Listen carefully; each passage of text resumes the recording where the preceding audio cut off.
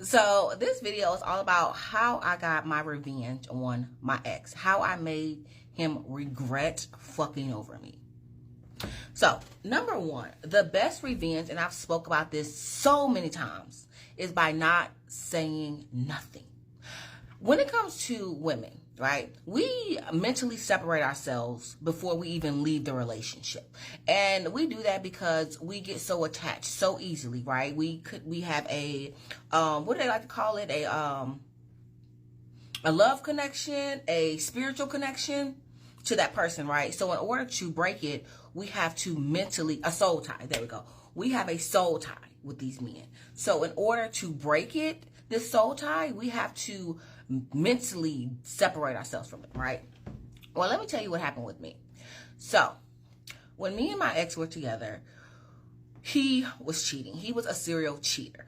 He was what I would like to say a narcissist, but I can't really, I'm not a doctor or any type of, psychiatrist, so I can't call him that. But he cheated a lot, right? And towards the end of the relationship, y'all, I was so mentally checked out. It was just like, child, I don't even care anymore. So what happened was one day I was helping his friend, we'll call his friend Steve. I was helping his friend with some business related stuff. And his friend had called me. It was a Saturday night. His friend called me. And he was like, hey, I want to get us a Salesforce team together. And I'm going to come to town on Tuesday. So I just want to let you know so you can prepare. I was like, okay, bet, no problem. So I had got off the phone with Steve, let's say at 9 p.m. And I went in the house and I heard my guy in a low voice say, oh, hold on real quick. I said, who are you on the phone with? He said, oh, I'm talking to Steve. Y'all, it was 9:02. Mind you, we got off the phone at 9:01. So that's about a minute. I said, you on the phone with Steve? He was like, yeah. I was like, okay, well, Steve. I said, tell Steve. I said, hello. He was like, what? What you mean? Hold on. What you mean tell Steve you said hello? When did y'all start speaking like that?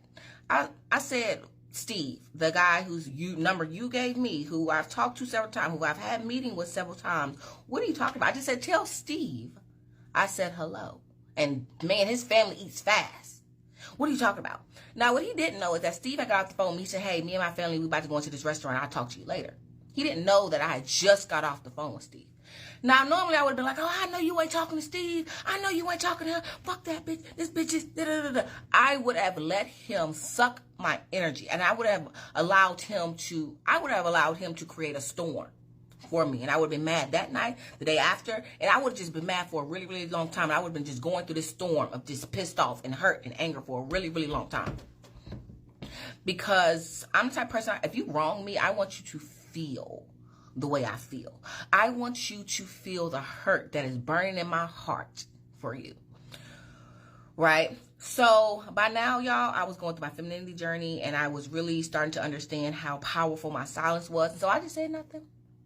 And he was so upset. He was following me from the back room to the laundry room to the living room, upstairs, downstairs. What are you talking about? When you see, here you go trying to accuse me of cheating, because he was wrong. And the whole time he was going through this, he was creating his own storm. I was just sitting like quiet, just looking. And the way I like to imagine it, y'all gonna come to my head for a second. I like to imagine me at a football field, right? And it's just me and the person that has wronged me. And I'm sitting on the bench. And they're outside. They're on a football field. And their head is just spinning. And there's this big storm they're brewing up. Right? They're just brewing up the storm. Now, normally, I would stand up mad. And I would charge right into that storm with them. And so now we're creating this big old storm of pissed off anger and all this stuff. Right? But instead, I said, nope, I'm going to sit back. I'm going to sit on these benches. And I'm going to watch you brew up your own storm. Because not every storm is meant for you to go through. Not every storm is meant for you to go through. I really want y'all to take that into consideration. When someone does something wrong or someone wrongs you, they're already going to create a mental storm. They're already going to create havoc within themselves. Do not allow them to suck you in to their storm. So anyway, so I just didn't say anything. And I went about my business. I went to bed. I took my shower, talked to my family, went to bed.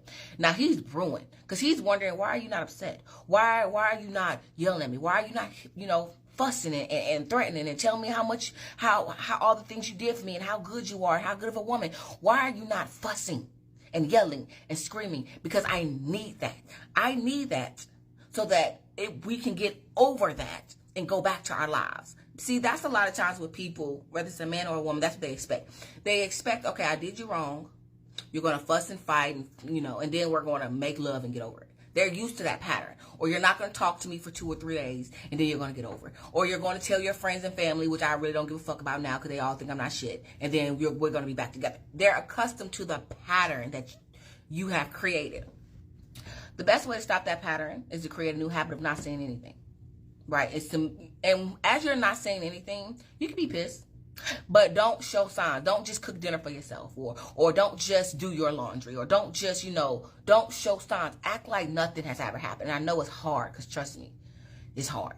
It's something that you have to practice and practice and practice. And I don't think you will ever truly get to the point of you're mastering it until you are literally around people that are not causing you to have to use this technique. Right? And so if you're having a hard time with it, put your headphones in. Go practice on your baby hairs, right? Because I need to go practice on doing mine. Go practice on doing your baby hairs. Go, if you have children, go to the park. Go read a book. Go put a play together. Go talk to your family. Go play with the dog. Go listen to something that's going to make you forget for a moment. If you're upset, go listen to something that's going to calm you down. So mind you, this whole night is going. Night goes by. The next day comes. He's finding anything to fuss at me about. Why did you eat this? Or why did you do that? Or why do you touch my stuff? You know what? I just got to really get away from you. That's when the gaslighting starts. A lot of times when you are doing this technique, they're going to try to gaslight you because they're not dragging you in. So they're going to try to make you feel like that who you are is a totally awful person, right? Which you're the one causing all of this. And that's exactly what my ex tried to do. Why? Where's this and where's that? And why do you touch this? And why don't you cook this? And why is it like this? And I just need to be with a woman that knows how to do X, Y, and Z because you don't know how to do it. Da, da, da, da, da, da. They're trying to make you feel bad for what they did. They're trying to make you feel like that. Them talking to another woman, them cheating on you, them lying to you, them doing whatever they did to hurt you. It's your fault. Because they're not getting anything out of you. Right? This is when you will really start to see if you are doing what I'm telling you to do, you will really start to see, the power of silence and not acting on the shit, not acting in my emotions. I'm seeing the pattern. I'm seeing what you're doing. Now, while you're doing this, if you're smart, you're already planning your exit strategy. Now, if you are living with someone, you're already, figuring out what your credit score needs to be, figuring out if you don't have a car, figuring out how much you need to have for a down deposit. You're already figuring out what you need to do. If you need to pick up a second job, if you need to, go stay with family for a while, you're already figuring out how you're going to get from A, which is this miserable relationship where you're dealing with someone that's lying and being verbally abusive or whatever to you, that's wronging you, to B, which is being at peace. You're going to spend time doing that. Now, I don't want you to act out of character whatsoever. But I want you to make a mental note because every time what I normally do is I'll just write down the day. Okay, I call him lying this day. I call him cheating this day. I call him talk to another woman this day. And that would motivate me, y'all, to work 12-hour days. That would motivate me to make more videos. That would motivate me to go to the gym even harder because I always said to me, it's not me. My problem may be, I'm a little overweight or, I'm struggling with this, I'm struggling with that. But you lying and manipulating and cheating and doing all the stuff you're doing is not me. That's your actions. So anyway, so now that you're planning, you're sitting on this bench, they're out there in the field, they're going through this storm and they're trying to drag you in and you're sitting up there and you're planning your exit strategy. When you get up, when you decide to get out, when you decide to leave that bench, you're leaving them there. So I'm going to say this, the best way to get revenge, the best way I got revenge is by not saying anything. I continued on the path that I was going on. And not only did I continue, I bettered myself. I started taking classes online. I started listening to lectures. I started dealing with my family more because I know that a lot of times we get in relationships, we stop dealing with our family. I started going to church more. I started being in my Bible. I got another job. I did everything I needed to do. But the one thing I didn't let him do is I did not let him bring me down. I did not let him stop me from living my life anymore. The old me would not have went to the gym. The old me would have stayed there and fussed and fought and cried. But this new me, no, we're not doing that. So instead of spending my energy fussing with him, I spend my energy at the gym. Because I realized that the best revenge was by moving forward in the littlest ways. Going to the gym, spending more time at work, spending more time with my family, whatever I needed to do to move forward and not look back. Meaning move forward and spend less time at home. Meaning move forward and spend less time with him. Meaning move forward mentally and think about him less. That is exactly what I did. And it made it so much easier to practice the art of silence because I got other things I got to think about. I can't think about what you and Keisha or Samantha or whoever is doing. I can't. I got to go to the gym. I got to meet my trainer. I got to go get my kids ready for school. I can't think about that. I got to figure out, I got to go check my credit score because I want to get my own place. I want to leave you. I got to go figure out what that is.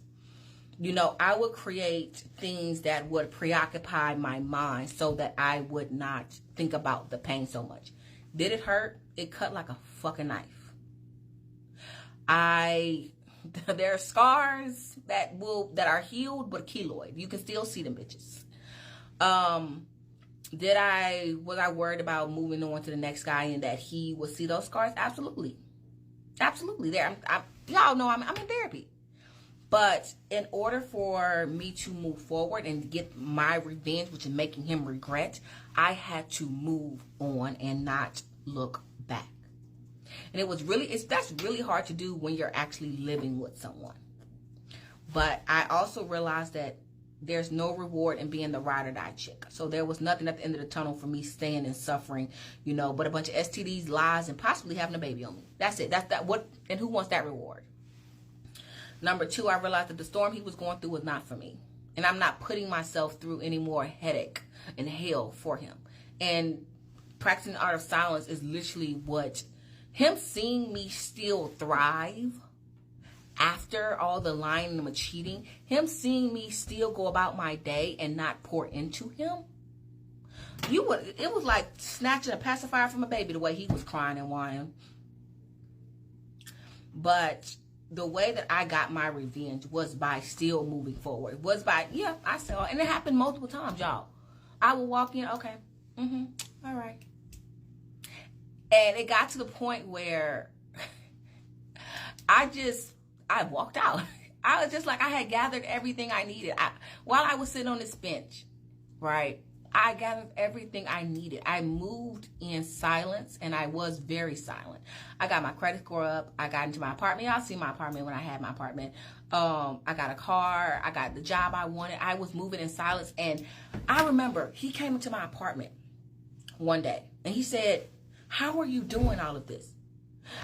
He had his hands on his hips, looking around, like, how are you doing all of this?